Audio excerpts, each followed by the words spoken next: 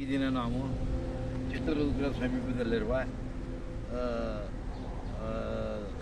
ಸದ್ಗುರು ಬಾಲಗಂಗಾಧರ ಸಂಸ್ಥಾನಕ್ಕೆ ಸೇರಿದ ಗೋಶಾಲೆಗೆ ಭೇಟಿ ಕೊಟ್ಟಿದ್ದು ಅಲ್ಲಿನ ವ್ಯವಸ್ಥಾಪಕರಾದ ಕೃಷ್ಣ ಅವರು ಭೇಟಿಯಾದರು.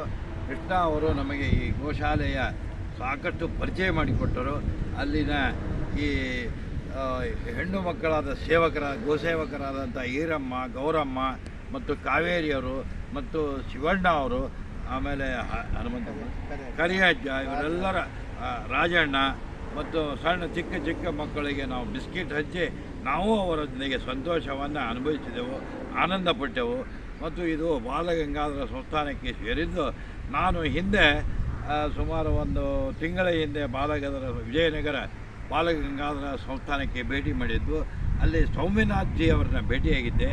ನನಗೆ ಸಂತೋಷದ ವಿಷಯ ಏನೆಂದರೆ, ಇಲ್ಲಿನ ಕೃಷ್ಣ ಅವರು ಹಿಂದೆ 5 ವರ್ಷ ಸೌಮ್ಯನಾಥ್ ಜಿ ಅವರ ಕೆಳಗೆ ಕೆಲಸ ಮಾಡಿದ್ದಾರೆ, ಅವರ ಆಶೀರ್ವಾದ ಪಡೆದಿದ್ದಾರೆ.